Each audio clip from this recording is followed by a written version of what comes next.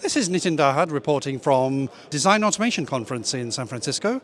This is my second day here, and so I will leave the video interviews to do the work for me today, but there's been a lot around network fabrics, EDA, AI tools and startups in EDA, but also I've spoken to companies like Siemens, Mike Ello, Cadence Design Systems, Arif Khan, and then I spoke to a lot of other little players and the Verific platform and 3 or 4 startups, which you'll see, but also a new startup that came out of stealth mode, Biosystems, and we will, and of course I went to RISC-V and with Codasip as well. So hopefully you'll enjoy these series of interviews, and then we'll see you at the next one. Well, I'm now talking to Mike Ello, who's the CEO of Siemens EDA, and we're here at the Design Automation Conference. Mike, hello. Well, hello to you. How are you? I'm fine, thank you. Mike, we're going to have a little bit of a higher level discussion than the ones I've been having the show so far. We're going to talk about this whole... Well, last time we spoke, we talked about digital twins because they were just the big thing. It was about a year ago. But now we're seeing a lot more on the 3D ICs and the chiplets and the packaging. But I think there's a bigger picture to this. Yeah, what I think is interesting from where we've come from last year with digital twins and the integration of 3D IC into that is that as I take a look at where the future's headed, with the idea of software-defined, silicon-enabled, complex products of the future, what it really requires is software now to be more seriously contemplated as part of that overall deliverable. And what's interesting with that is that we're taking these specialized software workloads, which are really driving differentiation across all of the industries which we serve in semiconductor. 3D IC is an enablement point to take a discrete matching of a silicon platform in order to enable that software. Right, so there's an intersection point now between where we're headed in 3D IC and what the future looks like, but also, when you extend that now into this digital twin, lots of people talk about digital twins, and to them, digital twin is merely a level of abstraction inside of a bigger system. As we start contemplating, though, what the future needs to look like for a digital twin, it really is a more comprehensive view of that entire complex system. And in a environment like that, the first decision you really need to make is what am I doing in software versus what I'm doing in hardware being the silicon, because that is really driving the differentiation. So companies now are far more aware of that deliverable than bending metal and forming plastic, which used to be differentiating, but no longer sufficient to compete for value in the world. And so when you make that decision up front, now the idea is I'm matching software development through time. At the same pace, I'm taking a look at the hardware platform being developed underneath it, but also aware of what's happening in the different domains on the mechanical side, just to make sure as software changes are contemplated in hardware changes, which have different thermal characteristics, which may have different configurations over the end product we're designing, the whole mechanical infrastructure may be different. So we can no longer afford to be taking a look at the world from a more narrow view of what our deliverable is, even though engineers are going to want to try to optimize as quickly as they can their specific piece, but someone in the overall development of this does care about that total system design. Yeah, and I think that's one of the things we were talking about previously, and that was just around that whole ripple effect. An engineer would just want to bury his head in the sand. I can't think of all of this. Too many variables. Well, and engineers need to do that, right? Because as we decompose the tasks, we really need to get to a level where each individual engineer can understand what they need to do and execute. But that execution's got to be contemplative of what happens up the hierarchy such that we're not patching things along the way. So what it requires, especially from the EDA side of things, is what does environment look like in the future? What do the models look like in the future? What does the infrastructure have to look like? And for the semiconductor industry, well, what does it mean to be part of a bigger ecosystem where delivering a silicon or even a complex package with some software is necessary, but even not sufficient for that? Yeah, and that's quite an evolution from what you were talking about last year in your keynotes in terms of this is why semiconductors matter, to this is why now we need to consider that whole systems experience. Right, and the world is very adept on incrementalism. We take a look at the immediacy of the next problem and want to apply the engineering resource because it's well understood. It's more of a struggle when you ask 5 years out, well, where are we headed? Well, I don't know. That's fine because I don't think we do know, but we need to be starting placing some bets now such that when the future does arrive, it doesn't take us 2 years to catch up. And part of what you're able to do is that enablement, and I think because there's not enough engineers and you need to figure out how to automate certain things, and that's kind of where you fit in somewhere. So that's table stakes now, right? I mean, you take a look at the requirements we have with universities not graduating enough engineers, and the engineers that we do have retiring, or some of them want to do something more interesting. I can't imagine more interesting than this, but what are you guys doing out there? but the point is, we have fewer earlier in career engineers that don't have the experience having to go and do a volume of design work that's unprecedented into the future. Yeah. So AI is a natural enablement point for that, but to me still, that's table stakes for today for what at least EDA needs to deliver into the marketplace, because we have to have an expansion effect for taking advantage of what has happened in the past and applying that in a much more programmatic way to the future. But I do have a concern, even with that you take a look at where some of these complex designs are headed and the volume of design work we need to do. We need to make sure that the tooling and the environments and the models and everything else are available to the masses, right? This cannot be just for the very large, well-funded engineering teams. Right? We need to figure out, as part of the evolution of what we're doing, enablement points for the small quantity of engineers that may be spread all over the place to contribute to this. Otherwise, society is going to grind to a halt. Indeed, and so you're now CEO of Siemens EDA. What can we expect from you this time next year? So I'll have a beard next year. No, I'm just kidding.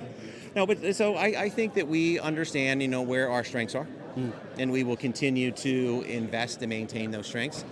If you ever watch what's happening in the Siemens quarterly earnings calls, we've had a lot of press recently about a EDA inside of Siemens being an investment priority. So we're going to take a look at that. What does it mean as far as some acquisitions, as far as expansion of what we do with our capabilities, some investment to make sure some of our core technologies are more competitive in some areas, because I know we're not number one in every single area, so we have some work to do. All right. But so by next year, I think you'll see a lot of progress in a lot of different areas. It's going to be a fun ride. Well, Mike, thank you very much. Thank you very much. It's my pleasure. I'm talking to Arif Khan, who leads product management at the Silicon Solutions Group at Cadence Design Systems. Hello, Arif. Thank you, Nathan, for that intro. Thank you. Good talking to you. Yeah, good. So, Arif, just tell me a little bit about Silicon Solutions Group. I think it's been going for a while within Cadence, and you look at specific solutions for customers. Is that right? Right. So Silicon Solutions is a BU within Cadence, and we do everything from IP to actually putting things together in terms of integrated solutions as well as accelerating solutions for our customers. So IP is basically the foundations of Silicon Solutions. Beyond that, we actually integrate solutions together based on the IP, which is standards-based IP, processor IP, specialized DSPs, AI accelerators, all of that running the gamut to custom solutions beyond that, which pull together our PHYs, our controllers, our fabrics, and then to something even more advanced that customers ask us for. Sometimes they want us to take multiple pieces of our IPs together. Say, we've had customers who want to build a CXL memory expander, and they go, hey, you're providing us a PCI controller and a memory controller. Why don't you actually put that together while we focus on our secret sauce? So that's really an application level optimization that we're trying to do for our customers, where we take care of things outside their secret sauce and we're helping optimize for them. Okay, and it's quite interesting because you basically what that evolved from customers saying, well, why are you just providing us all these different IPs? Why don't you just put them together? Is that right? Yeah. Yes, exactly. It's an optimization that we can do because we know the knobs for our own IPs, and we can actually help put that together better for them. Okay. And what do you see? So your specialization, when we chatted earlier, is really around the networking, the protocols, and the, yes. and the memory. Uh-huh. What are you seeing as a trends with the customers that you're working with right now? Right. So it's been very interesting to see the industry evolve, right? Like from the years I've worked, we've gone from desktops to client servers to HPC in the cloud, and now obviously the latest trends around AI and the way we measure things has obviously changed. The benchmarks we look at have evolved keeping up with them, and so people design and optimize for different things from 20 years ago where SpecInt and SpecFP was all the rage to MLPerf and how things are optimized for them is critical, right? So the standards that we build and how we tune for them has obviously changed. So in terms of the standards I look at, right? So for example, PCI Express, we've seen the rate at which the standards evolving from PCI 5.0 to 6.0 to 7.0. You see a hockey stick in the rate at which the protocols evolved. Although you don't see systems coming to the market at the same rate, but there are newer and newer applications for these high-speed rates, for that, for 224 gig SerDes or 448 even. And it's not just coming from the standard traffic from Ethernet and so on. You're looking at newer applications. We've seen, for example, a new promoter group formed for UA Link, and I'm sure at some point that will become an IP. We hope so. And when that happens, we hope to be one of those providing IP for it. So when that day comes, so we look forward to that happening. So And I think you said the rapid growth rate of PCI Gen 5, 6, 7, but not enough systems coming up. Is that because the speeds are going so fast that people are not really developing for those older, sort of slower protocols? it's not that people aren't developing for that. It's just that the rate of change has been so rapid that OEM systems coming to the market have not happened as fast. And while there have been custom solutions and custom use cases that have happened, we haven't seen motherboards or PC platforms, for example, with 5.0 or 6.0 show up yet to the market. So that's been a different use case. And then you talked about the HBM just Yes, and rocketing through. HBM is one of our really important products, right? We've got a very, very powerful HBM5 that is really the rage, because all these AI applications and HPC applications really want these low latency memories that are so close to the CPU complex or the accelerator complex, and it's one of our top seller memories. And and as we see HBM3 evolving to HBM4, we work very closely with customers to optimize solutions for them. This is one of our most important products. And I think where HBM is not possible either because of cost of availability, there's some trade-offs that customers make. What kind of trade-offs are they looking at? Absolutely. So there's the different kinds of other protocols they look at. You've got disaggregation where you'll see some portions access HBM, or for cost reasons they might switch to GDDR, or you can look at partition solutions where some parts of the core will be working with LP or DDR memory, for example, and even those rates are advancing. In fact, JEDEC is continuing to push the rates, and our own solutions are operating at the latest rates that the standards body has pushed. And internally, we know we can push it higher than the published rates, but again, it's a function of what kind of DRAMs are available in the market that customers can actually operate these controllers with. Well, Arif, thank you very much. Thank you so much, Nitin. It's been a pleasure talking to you. Thank you. I'm now talking to SES Kumar, who's the CEO and co-founder of Bayer Systems, which has just come out of stealth. SES, hello. Hi, good to meet you. So, what is Bayer Systems?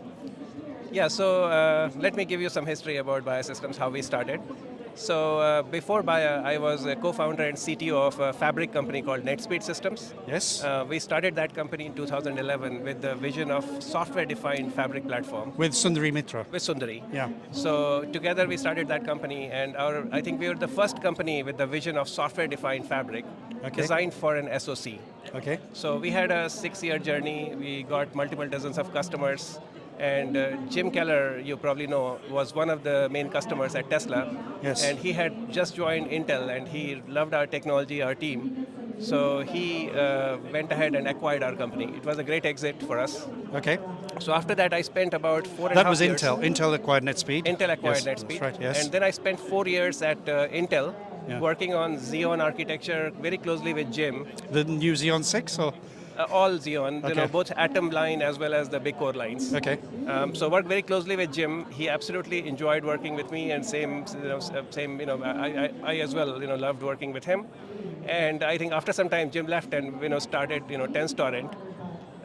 That's when I think a year later, he called me and said that there's a new movement happening in the industry around chiplet architecture and intelligent compute architecture. Okay. So the entire silicon architecture is transforming into a multi-chiplet based, system architecture, and the compute, which was mostly, so far has been CPU-centric compute, is becoming more heterogeneous intelligent compute. Correct. Where it's a mix of CPU, GPU, neural network processing, and custom accelerators to accelerate the compute and use the most optimal solution for each type of workload. And the fabric is a And key Fabric thing. is a key enabler. So Yeah. in that new era of multi-chiplet intelligent compute, the legacy Fabric solutions, including NetSpeed solution, were all designed for system on chip. Right. So it was basically a time to redesign or rethink the Fabric and system communication architecture.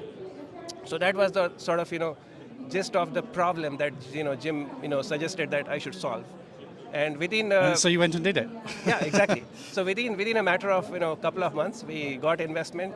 We set up the team, the core team, and we had a mission to solve the communication problems. Right. That was in which year? That was in 2023. 20. Oh, so just a year old now. In March Okay. of 2023. Okay. So we are a very young company. We are just 1 year old company. Yeah. And we had the mission to solve the communication problem of intelligent compute, chiplet architectures. So that's how we started. We got our first customer within a matter of quarter. Okay. And we delivered the first solution to them in 2 quarters. So what are you delivering? You're delivering IP. So far, we are delivering a multi-chiplet IP with a very sophisticated software stack to do architecture analysis and optimizations. Okay. And in our roadmap, we have plans to also solve the chiplet interface problem and also solve the package architecture challenges. Okay, that chiplet interface problem. So define that and how you think you're going to do it. So today, if you look at the die-to-die interfaces, Yeah. there are big companies which are doing proprietary solution, and they also have their proprietary protocols. NVIDIA has NVLink, AMD has Infinity Fabric, Yes. Intel has a forest of protocols, IDI, UPI, CXL, and so on and so forth. Sure. So those are the proprietary ones, and externally, most people use ARM standard, Yeah. which is AXI and Chai protocols, and on the physical and link layer, there's a new standard that's coming up, UCIe. Yes. So UCI has become sort of de facto standard. Okay. So our plan is that today, if you see, there are a lot of vendors who are building UCI PHY, but if you want to have a complete solution, you have to design the physical link and protocol layer and co-optimize everything. Because if you want to get the maximum bang for the buck from the PHY layers, you have to make sure that everything is framed correctly.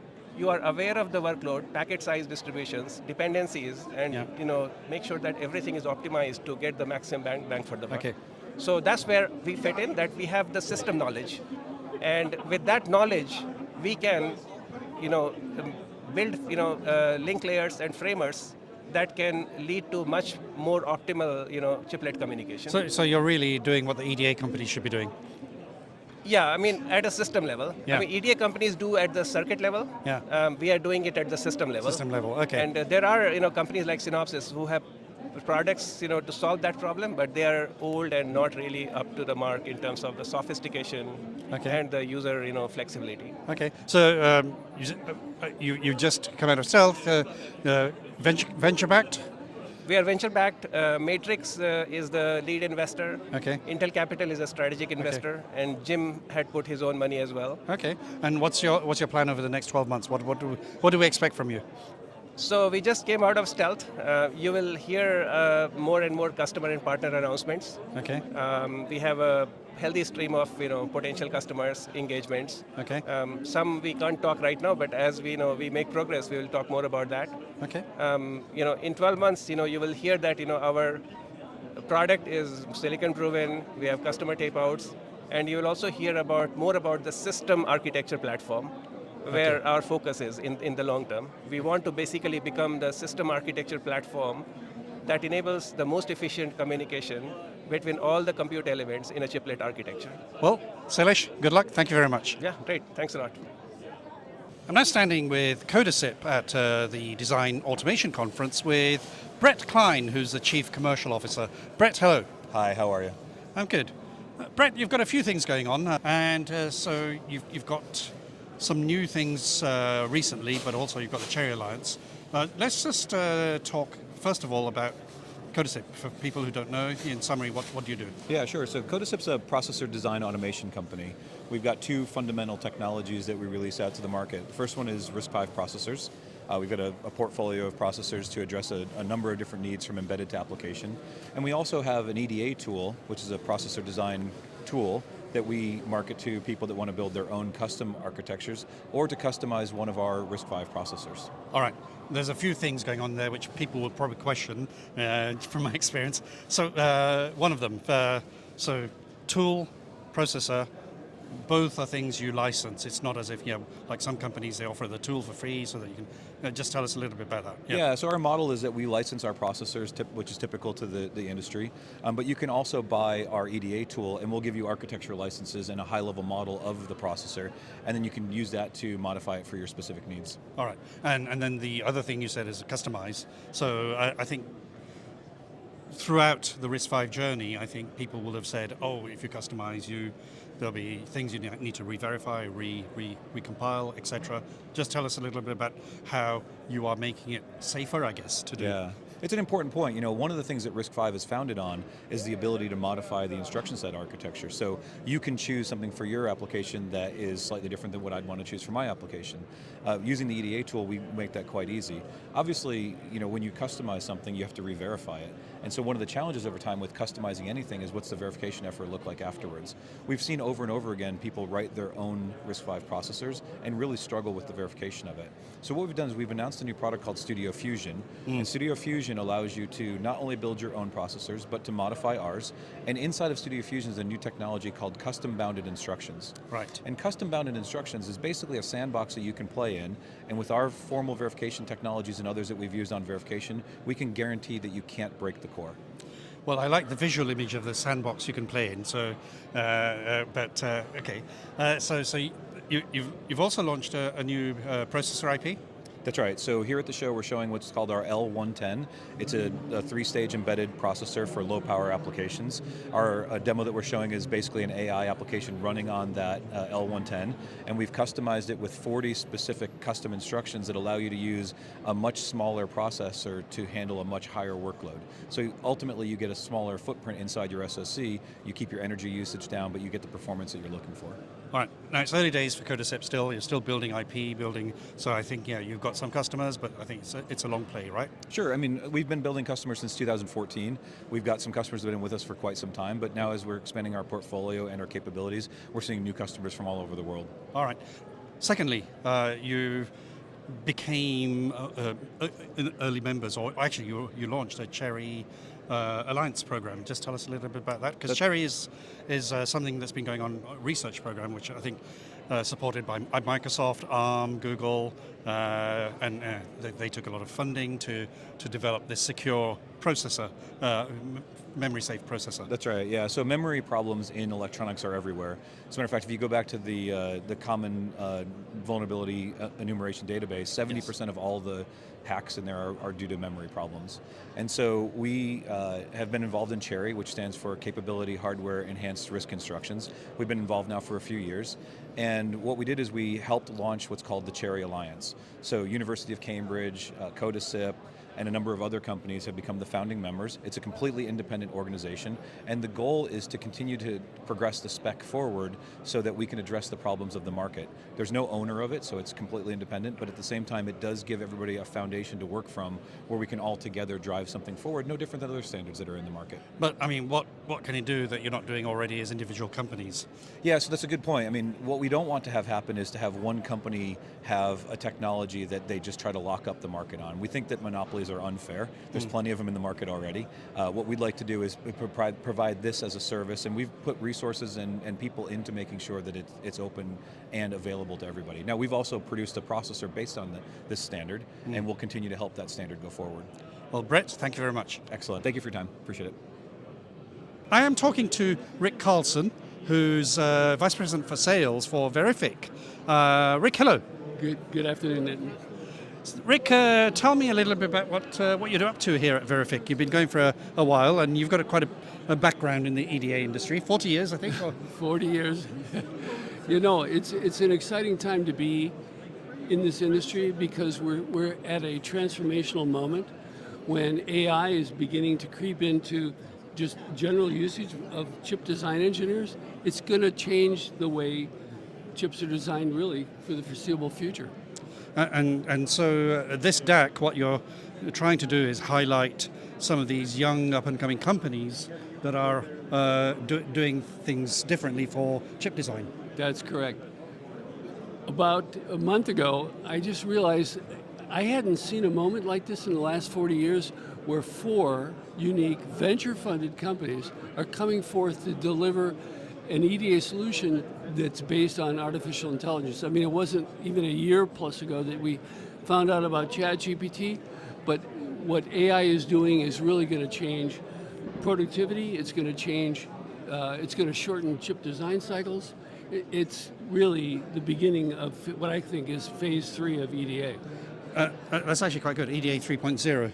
One of the, I mean, you said it's exciting with the advent of AI and generative AI for EDA and some of these startups. What are you thinking is going to be the key thing that will enable a lot more of these to be deployed? Right. Well, Verific has played a key role because we're a foundational element that's been necessary for, if you look at our list of logos, it's not only chip design companies, it's EDA companies that use this because people really need to have that kind of, we're like Oracle, if you will, in terms of establishing a standard. And over the last 20 years, Verific has become the standard for it. If you're going to develop new applications, your choice is really Verific. Well, good. And so what should we expect next year at DAC? There's just going to be a whole lot more companies probably following in the footsteps of Silimate, et cetera, because AI is not going away anytime soon. And the results are, the fact that a little company like Silimate already has over 10 customers and they just came to life in the last year, and Y Combinator is betting on them. I mean, the proof is in the pudding, but it's going to be an exciting next 12 months for sure. Well, Rick, thank you very much. You're welcome, Nitin. Well, I'm here at the Design Automation Conference and I'm talking to Ann Wu, who's the CEO and co-founder of Silimate, which was just founded in about a year and a half ago. Ann, hello. Hello, Nitin. Nice to meet you. So, Ann, tell me a little bit about your background and what made you start Silimate. Absolutely. I worked at Apple on custom silicon for almost 5 years for phone chips, pad chips, M1, M2s. Then was at Meta for a bit working on their MTIA, their inference chip, and was then at a chip startup called Celestial working as a product manager. Then I banded with my close friend from Stanford, Akash Levy, to start Silimate. And what was the proposition what was the thinking? Why did you want to do this? That we need to be able to build custom silicon a lot faster. Okay, that's a very good high level. So how are you doing that? Yeah, so it's a pretty complex, it's a simple value proposition, right? How do you build better chips faster with less resources at a shorter time scale? Because of course software workloads evolve very rapidly, right? And one of the hard things is you have to predict where the workloads are going to be when you're taping out, a chip, like 2 years before it's in production. Yeah. Right, and so how do you create a product that can help chip teams iterate a lot faster to optimize design in a lot faster, and that's what our Copilot is doing. And how are you different to anybody else? I mean, there's probably a lot of people doing that. Yeah, so we are chip designers. Kosh and I have both taped out multiple chips before, and so we're very acutely aware of how much context there is around what it means to build a high quality chip. Right, you have to be power, performance, area optimized. You have to be functionally correct. There is a very specific tool chain that you have to be compatible with that, teams that have been building generations of chips are very used to using. You're dealing with a very specific, type and nature of customers, and those are all things that you have to really be acutely understanding of when you're building a new technology like a Copilot for. And what kind of markets are you targeting? Because is it the high performance, is it low power, or is it everything? Yeah, it's we're actually application agnostic, and so we are now working with 10 plus chip design teams, and these span teams that are building SoCs and IPs for data centers, for devices, for on various technology nodes. And what's your goal here at the show and also over the next 12 months? Goals for the show is get in touch with folks that are as excited about this new frontier of EDA, to meet talent as we are growing both our customer base and our team. And for the next 12 months is to grow across the chip industry. Okay, well, Anne, thank you very much. Thank you so much. Well, I'm talking to another startup called Premise AI, and the COO, Hans Bomeister, is here talking to me. Hans, hello. Nice to meet you, Nitin. How are you? Fine, thank you. What's the premise of Premise AI? So the premise of Premise AI is that we leverage generative AI to automate parts of the design process. So not only do we generate code or test benches, but you can actually view us as sitting on top of the EDA flow as an orchestrator, like a human being, managing starting the tools and running the tools and also interpreting the results and applying those results back into the flow. And why has that not been done before? So I think that generative AI really is the breakthrough in the sense that if you look at a task as a plan, do, check, act cycle, then traditional EDA tools have not been good at the planning part in that cycle. Okay. And now generative AI actually enables us to run this planning of tasks and thereby starting to take the human out of the loop in certain iterative tasks in the process, in the design flow. And what's been the feedback so far with, you started in 2023, I think. It's very sort of a young company. What's been the feedback so far? Yeah, so the feedback has been incredible. I mean, everybody of course knows about generative AI and applying generative AI in daily type of work processes like ChatGPT, right? Everybody is super excited about the promise of generative AI when it comes to using it in chip design. Of course, there's many questions which need to be answered. Like it's a new way of doing design, but we're working with our customers on finding the ways to address any concerns and finding the new way of doing the design. And you're a startup, but I mean, why are customers coming to you? Do they really see you can do things extremely differently to what's available already, or is it because of the background of the founders? No, I'd like to think that, Yeah. but really our value proposition really is productivity. I mean, the generative AI enables us to automate processes in such a way that you can expect a factor 10 or more, sometimes even a factor 100 productivity improvement, thereby enabling more focus of the designers on what truly matters, more also on architecture and the true differentiators of their company. And what do the big EDA companies think of you? I think in general, because we leverage EDA into our flow, an LLM is a little bit like a human being in that an LLM can also make mistakes, right? Okay. So the power of an LLM is that it can fill in the blanks like a human being, but it's also its pitfall. So in that sense, we bring traditional EDA into the feedback loop in order to add the determinism which we need for the final result. And that also, for example, includes Verific, which is one of our partners, and which is kind enough to host us here in this interview. Mm. And Verific is one of the companies really we're partnered with on making sure that the end result is fully deterministic. Well, Hans, thank you very much.